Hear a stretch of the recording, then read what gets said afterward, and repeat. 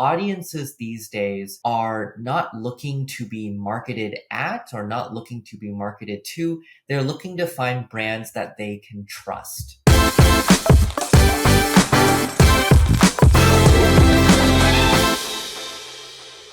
Lily, welcome. Thank you for joining us. Thank you so much for having me. I'm going to jump right in here and maybe get into the mind of some of the people that are listening and leading teams and being at the head of marketing in some capacity. So let's assume that I'm leading a team of some kind, and that could be a big team, it could be a smaller team, it doesn't really matter. But obviously you have influence over the trajectory of the brand through marketing. And I'm in a spot where I'm certainly earnest in my desire to make a plan, admittedly, about DEI. But in some regard, there's questions. There's questions that are just, maybe not having gone through it before. What if I say the wrong thing? Or am I even the right person to put this plan together with my background? It's just some of the thoughts that might be going through their head. Or will I offend? Will I be inclusive enough? So I think not knowing how to navigate this effectively. So maybe even just, hey, are we safer doing nothing because I don't feel qualified for this? So I think if these are familiar thoughts, maybe swimming through the minds of people who have some of this authority and some of this privilege, they might know not to place the burden of this work solely on the shoulders of BIPOC, LGBTQ plus, or other individuals who it most affects, or they might not. They know it's important, but they're maybe stuck. So how do you assure them? I think that's kind of my question out of the gate. What advice do you have in terms of guiding them into some first steps? Yeah, what a great question to start us with. And I think I want to share a bit about the work that I do with leaders in these kinds of positions, because I do spend a lot of time talking to leaders who have those exact same questions. They worry that, sometimes it feels like they're walking on eggshells, that, they are scared of getting it wrong. They're not really sure if they're the right person for the job. And I think for most of them, I find that they have maybe an unnecessary standard of perfectionism that they're applying to DEI work and that they're applying to themselves. Many leaders in this position essentially see it as, well, either I do DEI work perfectly, despite no one ever having taught me how to do it, despite not having resources, or I'm going to be an awful person. I'm going to be, torn down. People are going to criticize me. And I find that that fear of not being perfect is oftentimes one of the biggest barriers that leaders impose on themselves.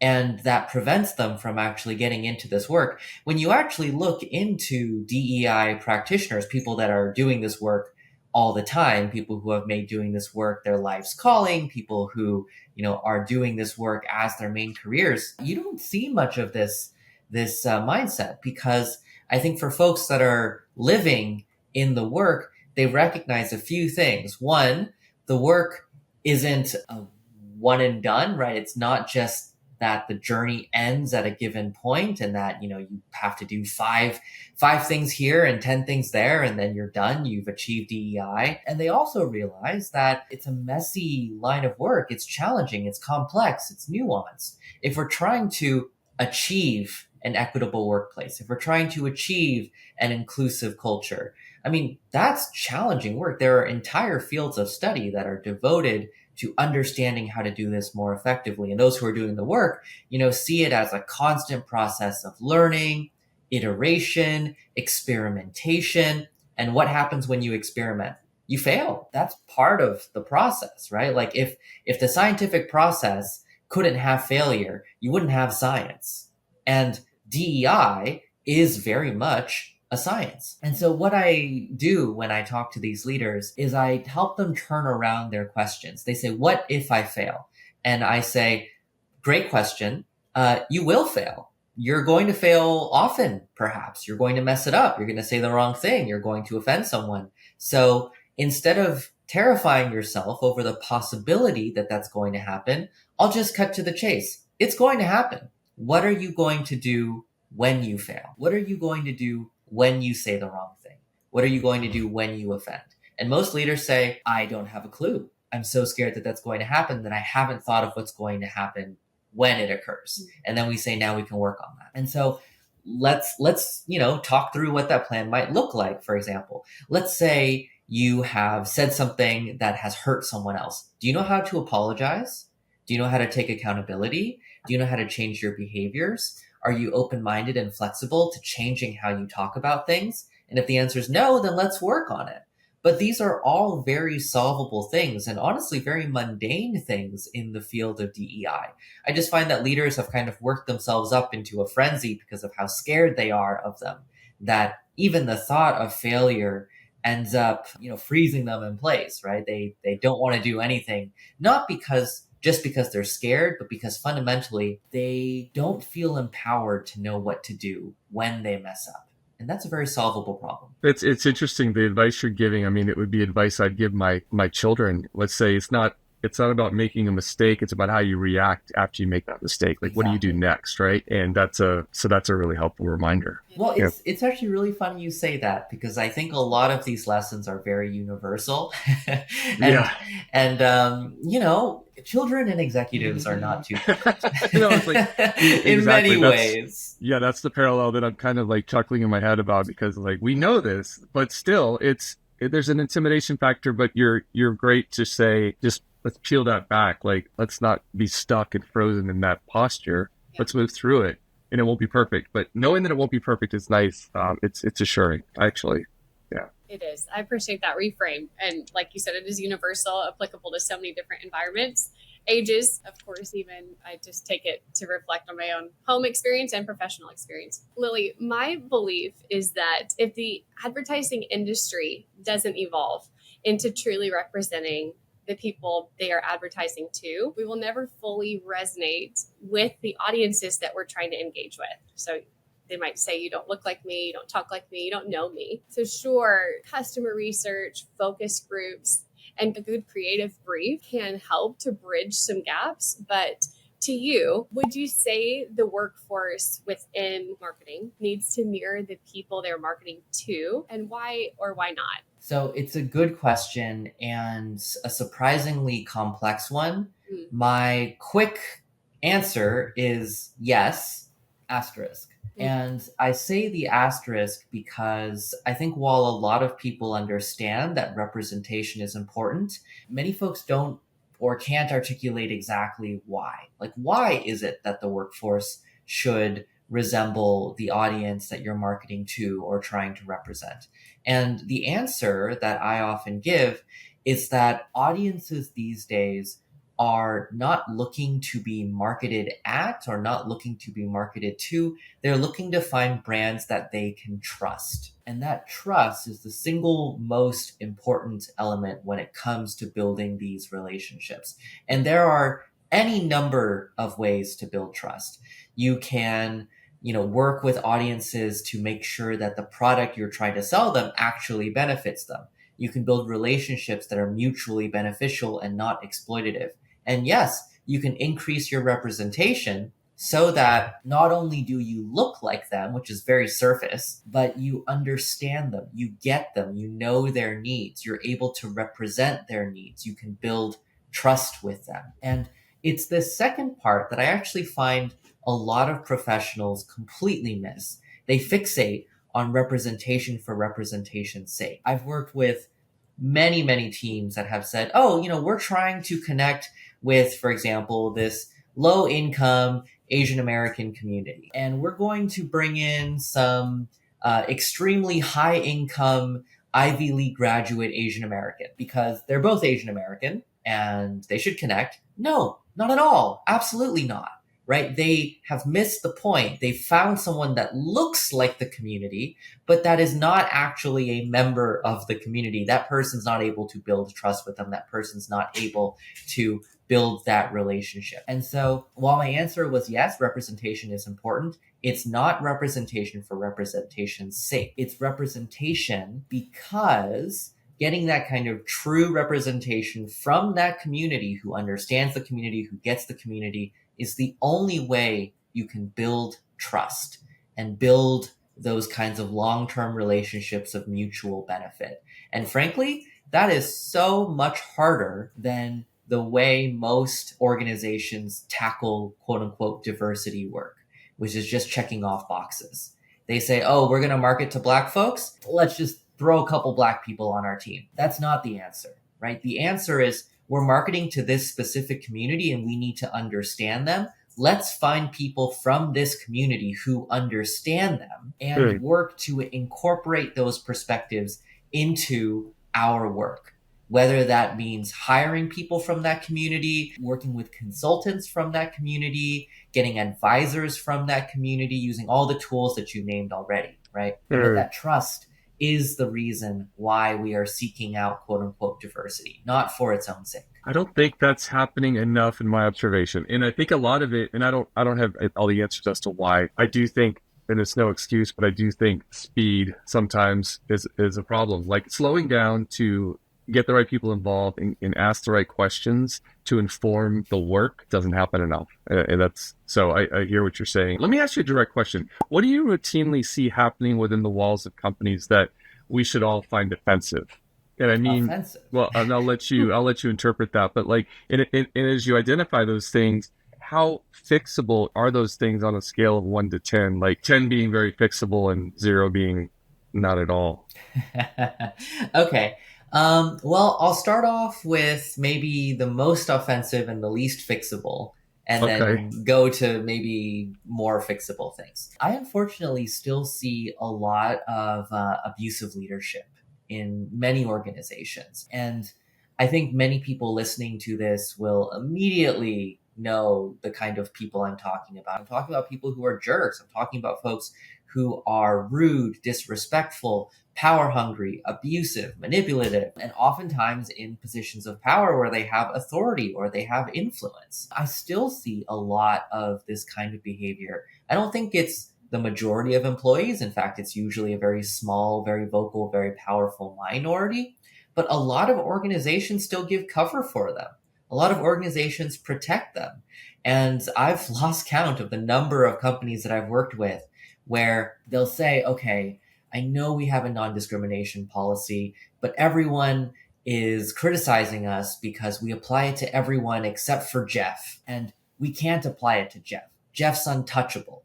If we fired Jeff, we would get lawsuits for 10 years because Jeff's too powerful and knows too many people. So everyone knows that Jeff is here discriminating against everyone he looks at, and everyone avoids Jeff, but we can't get rid of him. And I've heard examples like this in probably close to 4 dozen workplaces at this point. It's so many. It's so many. And, it ranges from, a super power hungry person who cannot be taken down to just, the high performer on your team who your boss always overlooks whenever they do something hurtful or discriminatory just because they can bring in the sales numbers, for example. There's always people like that. And I think companies make huge mistakes when they don't hold everyone accountable to the kind of culture and mission and rules and expectations that they set in the workplace. It undermines everything. It does. So Lily, your example there of Jeff, I mean, that's highly offensive and highly tough to fix. Jeff's not going to be addressed. Jeff's untouchable class, I guess, right? So also, apologies to anyone listening named Jeff. It's not personal. Yeah, well, sorry. Jeff out there. Just a name, just a random name.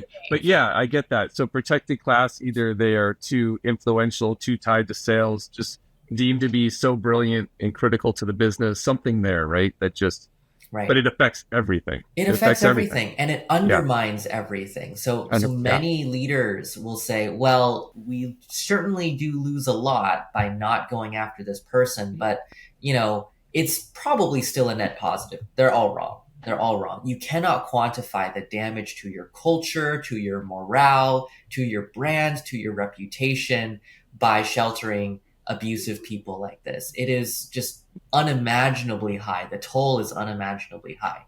And so I think, this is a really interesting one. I would say it's a hard problem to fix, not because it's technically difficult to do. You can fire people at will in most states in the US, right? But because it's many leaders are allergic to the idea of holding people like this accountable. If a leader grows a backbone, this is probably the easiest thing to fix out of everything I could possibly see. The problem is I very rarely see leaders actually go out on a limb and do this. That's, I think, a tension that exists for any leader of a high performing organization of applying the rules, applying accountability to everyone, including your fellow leaders, including the high performers, including the charismatic people, including the folks who have connections, including your friends.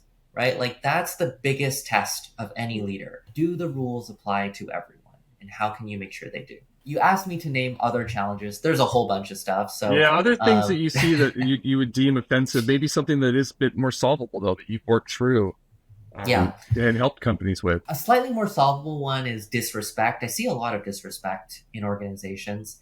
And when I say disrespect, I mean, language that treats people as disposable, not respecting people's time, not respecting people's identities or their cultural differences, not respecting their communication styles.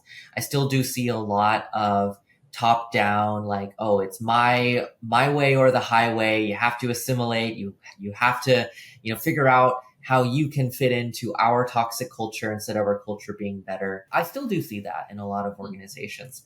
I think it's a little more fixable because when we talk about culture, you can start from the bottom up and create little pockets of safety even within toxic cultures. And I do spend a lot of time working with, let's say, middle managers. When they're working in a culture of disrespect more broadly, I say, look, you may or may not be able to change your entire organization's culture, but you can at least change your team's culture. Yeah. You can create something that's better. You can model something that's healthy, even in a sea of toxicity.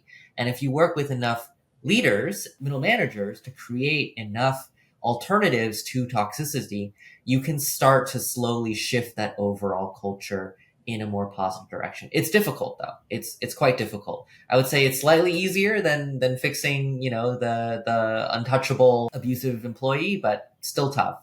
I think the final thing that I want to name, I'm not sure if I would say it's offensive, but I'd certainly say it's harmful, is a culture of overwork, which also a lot of organizations have. Overwork is very endemic, I think, to many workplaces, especially American workplaces. And the thing that gets me, the pet peeve of mine, is in the vast majority of workplaces, overwork doesn't actually help.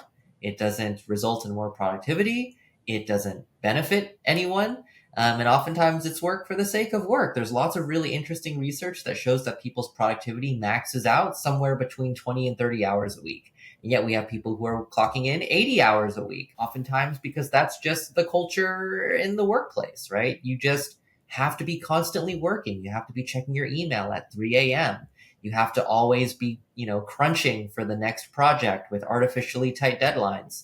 I find it odd because everyone in a culture of overwork will believe that it's tied to greater productivity, and all the research says otherwise, which is fascinating, right? So you see that the quality of people's work just degrades sharply over time. And I'm sure everyone's experienced this. Like when you're on your 60th hour of work a week, I don't think anyone is working at their best. I don't think anyone is feeling the creative juices flow. I don't think anyone is feeling, like refreshed and ready to take on the day, right?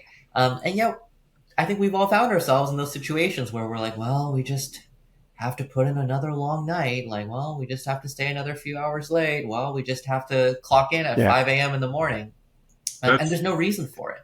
That's a fascinating topic alone, just that, especially in advertising. Because in advertising, I could tell you story after story of my career of working at a place where they, roll out the pan-seared tenderloin and the shrimp tampico at 6 o'clock every night. Because if the food's as good as going to a wedding, why wouldn't you stay and just be there till 11 and keep working? It's just this culture of trying to keep people engaged with being there for the sake of being there. And yes, so that's I can identify with that one. Yeah, absolutely. But it's very fixable, right? One of the most interesting ways I've found to fix it is to create a culture that values not busyness, but results. This is, I think, very interesting because a lot of our workplaces, they rely on people churning out work, but not necessarily getting things done. Mm-hmm. In fact, we tend to reward people who get things done by giving them more things to get done. And so if anything, we punish people for being efficient. We punish people for being effective. But if someone can, waste 80 hours a week doing subpar, really slow work, but look like they're really busy, good on them, right? It looks like they're so committed. They're putting in the hours, which is just completely backwards. Like I remember a story that I've heard of from a colleague who worked at a major tech company who would basically just kind of switch their window on their computer to just running lines of code, just garbage code, so that when the boss walked around, it looked like they just had a whole bunch of code just running. To, because the boss liked it. It was like, Sure. you're really working hard, right? And like they weren't doing anything. In fact, if they finished their work early because they were brilliant, because they were smart, because they were efficient, because they were collaborative, then they were punished for looking like they were doing nothing. Interesting. And in a culture like that, right, like people who are high performers, people who are smart, people who are collaborative, if they get punished, then who succeeds? It's the people that just waste everyone else's time doing absolutely nothing but looking busy. And voila, the state of many American workplaces, right? It's absolutely backwards. Overwork is something that we create because we are, quite frankly, leaders don't get it. They don't know to reward actual outcomes. Instead, they just reward outputs. And so we have just people spinning up outputs all the time, doing busy work for nothing. And it doesn't actually improve our bottom line. It doesn't improve our productivity. It hurts our morale. It hurts our workers. It's just bad for everyone, but it makes bosses feel good about themselves because people are busy and we love busy in America. I think it's very silly and it's very fixable. We'll file that under silly and fixable. I like that. Yeah. What does an unsafe work environment look like? And I'd love a specific example if you have one. So not even a definition, but paint a picture for us, if you would. How does it show up? Well, I will do both. An unsafe workplace is one in which no one talks about the things that are going wrong because it's simply not safe for them to do so. So I've tried to find the study the other day and I couldn't find it, but I'll let you know if I do. There was a really fascinating study that came out a couple decades ago saying that the most safe workplaces are ones in which there are a fair number of complaints about the workplace, which is very paradoxical. The least safe workplaces have no complaints against them because they are so unsafe, psychologically unsafe, that nobody wants to say a thing because anyone who speaks up is going to be retaliated against. But imagine that you're working in a workplace that is really safe.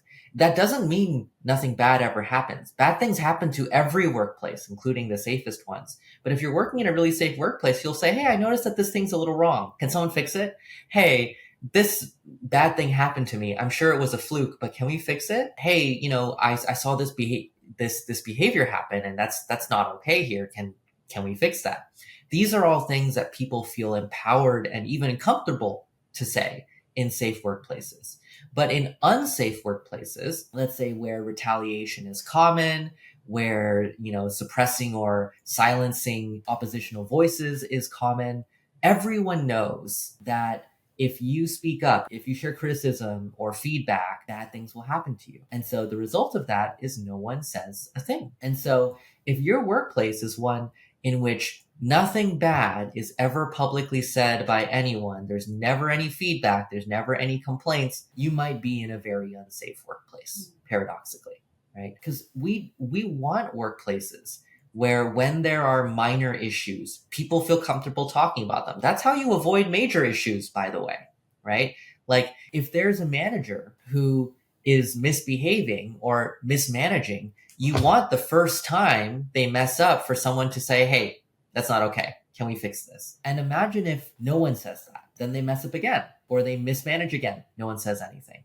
Then imagine they say, oh, maybe I can get away with it. Then they do it again. No one says anything.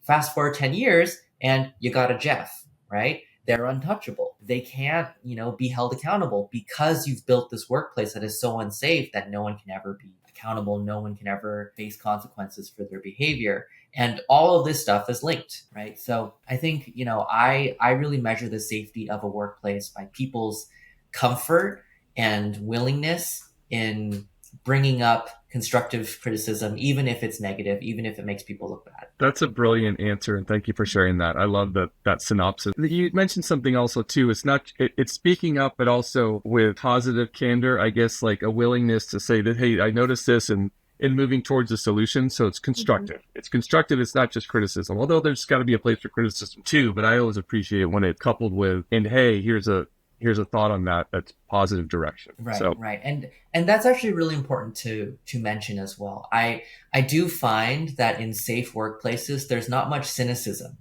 Cynicism, I think, is a really big symbol of a unsafe workplace, where, there's always going to be folks who say, I'm upset at the way things are here and they're never going to change. I don't believe in anyone's ability to change. Nothing's ever going to get better. Those are usually the folks who are on their way out or who have lost trust or don't believe, in their leadership. But in safe workplaces, you see people say, I know this place can be better. I expect that it can be better. I know it has been better. That's why I'm sharing this feedback, because I know and expect that you can do better. In unsafe workplaces, people will either say nothing, or if they say something, they say, yeah, everyone knew that this place is a dumpster fire. So of course, here are all the ways in which you're a dumpster fire. You're not going to do anything about this because you haven't done anything about this the last 50 times that I spoke of.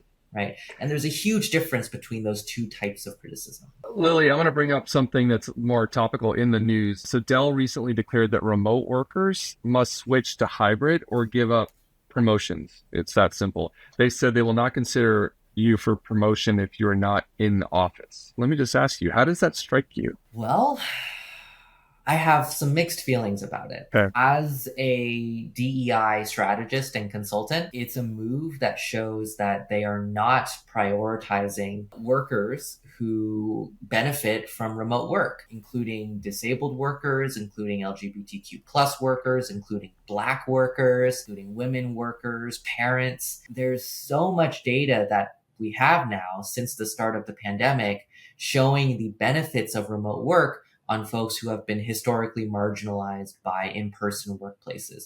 I believe at the height of the pandemic, there was one survey that found that it was 2% of Black workers wanted to go back to the office or something, just because of the sheer number of microaggressions that came with in-person work that they just weren't facing working remotely, right? And there was also some really interesting research on parents, right, of course, having more flexibility at home, on Asian workers feeling safer, not needing to make the commute to work given anti-Asian hate, on LGBTQ plus workers feeling safer, not needing to live in states with, oppressive laws, right? A whole bunch of stuff. Disabled workers, right, finally able to have basically accessible work, being able to do their work from anywhere in the world, especially in a time when many workplaces themselves are not accessible. Lily, you're making great points. Let me just jump in and ask a question. With the groups that you're talking about and referencing, is the data showing that they are happier with the remote work environment or more productive, or is it a combination of both? What's the specific observation? Yeah. So happier is a very common finding, right? They're happier, they're more satisfied. Productivity is a big one. Access for certain groups is also one as well. The employment rate for disabled folks is very low because of ableism, right? Because of many workplaces not being willing to consider accommodations that are required under law, but still many workplaces do not provide them to disabled people. When the pandemic hit and everyone was forced to work remotely, we saw a surge in the employment rate for disabled people because finally, right, there were these accommodations. And now that companies are forcing people to return back to the office, we're seeing those numbers go back down. And so not even talking about happiness, right? Just the bare minimum access to work, that's changing. And so as someone that cares a lot about all of these groups, I think it's just a poor choice, right? Just looking at the policy on its head, if Dell is trying to communicate, and I don't want to make this just about Dell. There are other companies that are in this. There are many companies that have done return to office mandates. If a company has made whatever decision it's making and is trying to reinforce it, tying it to promotions is, I'll say, heavy-handed but effective way to do it, in that it will force people to self-select out of the company, which I think in this case is going to result in a flight of pretty much all their diversity. It's going to result in their office kind of returning back to how it was pre-pandemic. And if you liked the way things were pre-pandemic, good for you. And if you're someone that found things during the pandemic to be more inclusive and more fair and more equitable, then bad for you. Right. And this is what it boils down to. I think the vast majority of the return to office mandates have been mandated by bosses who saw no problems in the status quo pre-pandemic. As someone doing DEI work, pre-pandemic, workplaces were awful. They were sexist, they were full of microaggressions, they were racist, they were homophobic, they were transphobic, they were ableist, they were classist, they were terrible places to work for a vast majority of people. But hey, if you're very, very privileged and really liked that workplace, I can totally see you passing some sort of policy to go back to that because you liked the way it was. Now, for everyone else who found that when we were working remotely, people were more respectful, that you weren't asked prying questions about your appearance, that you had more time for your life outside of work, I would wager the majority of people felt this way. These kinds of decisions are going to be very harmful and very bad for you. Right. I think Dell's making a choice. Okay. Personally, I think it's a very bad choice, but it's certainly making its decision and reinforcing that decision with incentives. So every time you hit on a topic, I want to spend another 20 minutes just on that one topic because I love it's just so interesting what you're sharing. I really appreciate that. But I'm just gonna bite my tongue and let Bethany jump in here. Thank you. Same. I have a whole list of follow-up. Let's dig in further, but maybe for another episode. So we have a couple more questions, and one, though, to just dive in from a different angle on the question that Prentice just asked is, what company wins the most improved award that you've observed as it relates to DEI? So I don't typically answer this question because, so I'll say this for a bunch of reasons, because DEI is a really big range. So that's basically the same as you saying which company wins the most improved award when it comes to sales. Okay. And I'm like, well, there's a lot of companies and they're all doing sales. And some companies have done sales okay, I guess, in the last couple of months, and some have done poorly in the last couple of months, and some have done okay in the last 10 years, and some have done poorly in the last 10 years. That's kind of my answer here, which is that, yes, there are some companies on very specific things like racial philanthropy, and they've made decent progress there, but they're terrible at increasing the representation of Black employees. There's some companies that have done a really good job achieving pay equity by gender, but very little to achieve pay equity by race or sexuality. I think when we think about how we measure improvement by DEI, we need to remember that DEI spans a huge range of things. And we need to be very specific about how it is we are evaluating progress. So when I talk to my clients, for example, I don't say things like, this year you got a DEI score of 5, and next year, hopefully you get a DEI score of 6. We'll instead say, like, here's a broad range of outcomes: pay fairness, perceptions of inclusion, belonging, access to opportunity, and we're going to break these down by every demographic group: race, gender, sexuality, religion, age, class, education level, family status, gender identity, all of these things. And then we say, how can we close these gaps where gaps exist by demographics? How can we make improvements overall? And I track every client's improvement internally to themselves. I know this is a non-answer. I am very conspicuously avoiding naming a company or two, probably because I'm also going to name that things can change on a dime. Yeah. And I've certainly worked for companies that have made some big improvements and have gone ahead and announced that they've improved at, unfortunately, the exact same timing as them making other decisions that have just undone all of the work that they've done and then, reverse the clock and all this. Like, for example, during the pandemic, a lot of companies made huge strides in hiring. So when you look at hiring efforts during the pandemic, many companies hired many more women, people of color, especially Black folks, low-income folks, etc. And so a lot of folks were praising these companies, a lot of the big, Fortune 500s. And then what's happened in the last couple of years? Layoffs. And what's the heuristic that a lot of layoffs use? What is it? Last in, first out. And so if you've just spent the last few years hiring a whole bunch of people from underrepresented groups and you use last in, first out, who are you laying off? Literally everyone you just hired. Mm-hmm. So the day before the layoffs, would I say these companies have made great strides in DEI? Yes. The day after the layoffs, would I say the same thing? Absolutely not. In fact, I'm likely to rate them worse than they started, because why would you spend all this effort to bring in people and then lay off the exact people you are using to promote your brand? Like, come on. right? Yeah. This is why I hesitate to give an answer here, right? It's so good. It's so because I Totally think understand. so there's a much lot nuance. of work to do. Absolutely. Lily, a lot of people that are listening to this or in advertising, in marketing, very curious to hear your specific thoughts on ad campaigns or marketing initiatives that are doing a great job, I guess, but of being created by the audience they serve, or just demonstrating, what DEI in marketing really looks like with success. So, Mm, what are some of the products that not only resonate with consumers, but also work through their marketing or advertising to undo social inequality and injustice? mm. What are some brands that you admired for this work throughout the years? So I'm going to give a slightly contextualized answer. Okay. I do not admire brands. I think brands are fickle and brands are inconsistent. I do admire specific campaigns. So I give credit where credit's due. A lot of the big companies that I'm going to mention have lots of other campaigns that I think have failed spectacularly. Okay. And I'll just leave it at that, right? But I do think credit where credit due is important. So there's been a couple campaigns that have caught my eye in the last couple of years.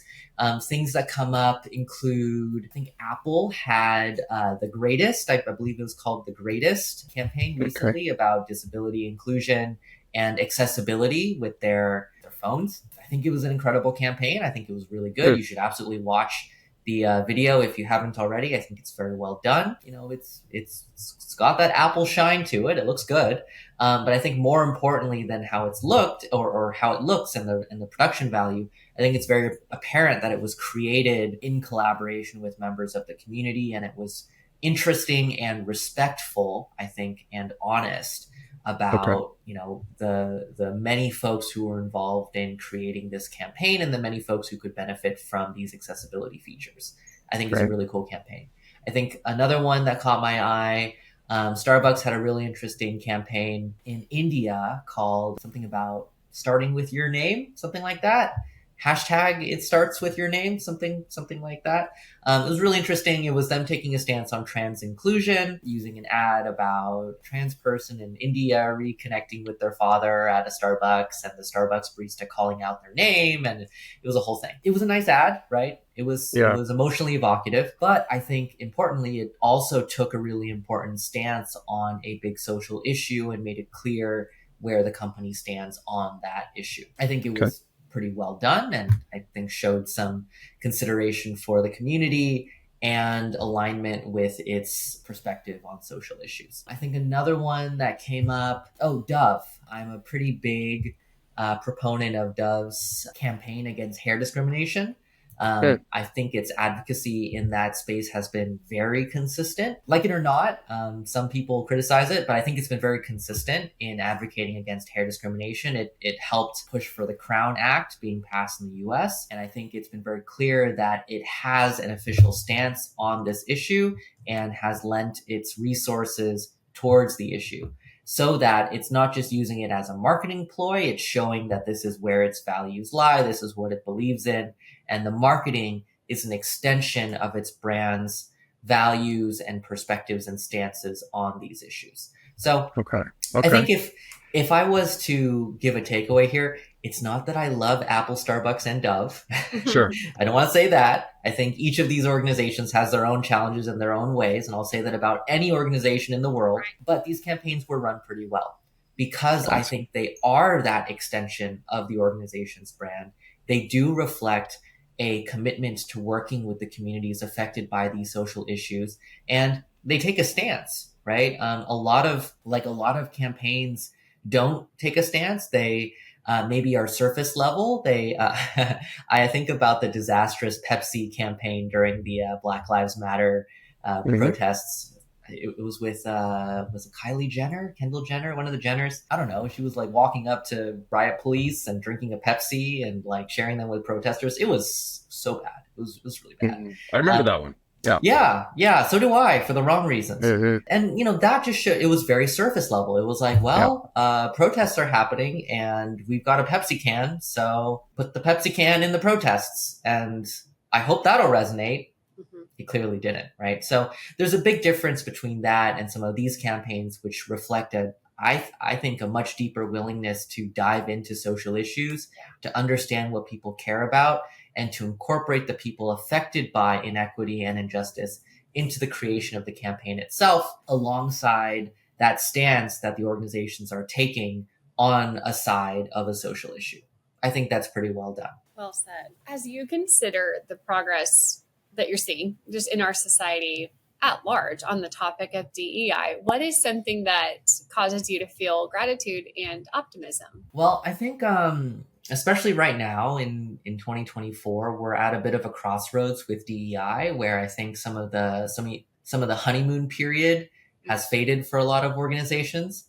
So I'm actually seeing fewer companies do DEI just because it's hip and trendy, which honestly I'm thrilled by, because that means the people that are doing this work are pretty invested in it. They get it. They understand it. They're not just doing it because it's popular. They're doing it because they see the value in it, because they understand their constituents, they understand their workforce, and they're saying this is an intentional investment of time, energy, and resources to achieve some very specific outcomes that we all benefit from. Yep.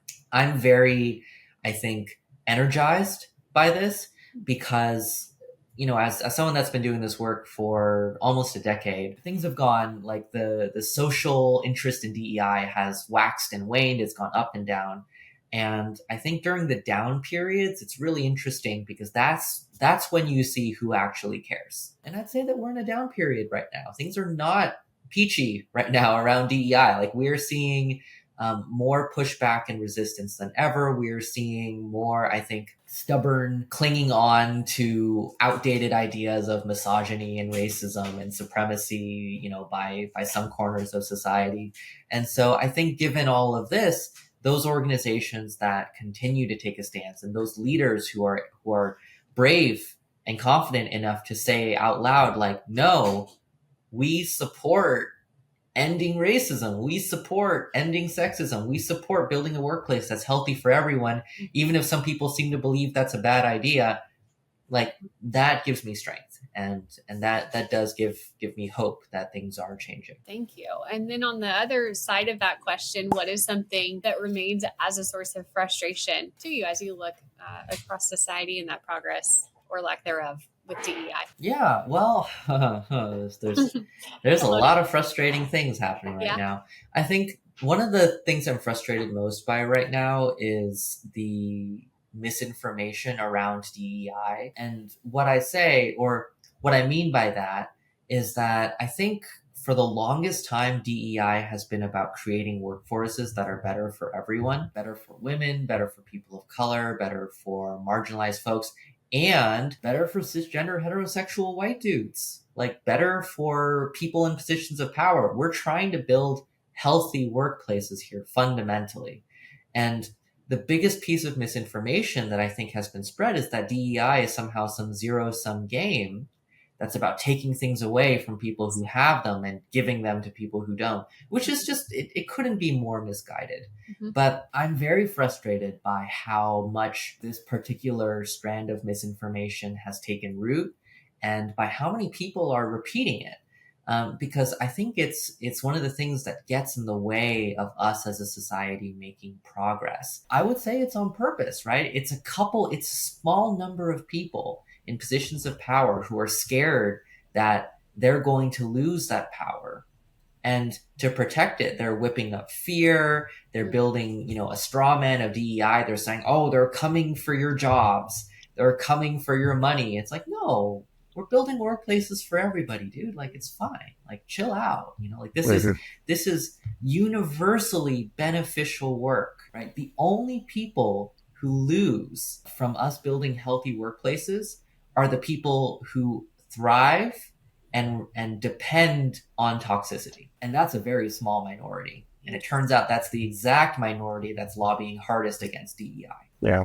Well, Lily, thank you. Thank you for sharing your knowledge and time and insights here. And just so appreciative that you sit down with us. And I would encourage anybody listening to check out Lily's book, which is right there in the background. Very visible, but can be purchased where? Online? I'm sure it's on Amazon. It's on Amazon. So you can find my books, DEI Deconstructed, and the workbook, Reconstructing DEI, on Amazon. You can find it on IndieBound to support your local bookstores, or you can buy directly from my publisher at Barrett Kohler Publishers. Oh, Barnes & Noble as well. That's the other place. Wonderful. Fantastic. Thank you, Lily. We're so grateful. Thank you. This title of our show, it communicates a posture of leadership, which is one that's leaning in, that's listening. And our goal for this episode is really just to help our audience move forward with confidence on their DEI journey. And so you've done that, and we're super grateful. Thank you.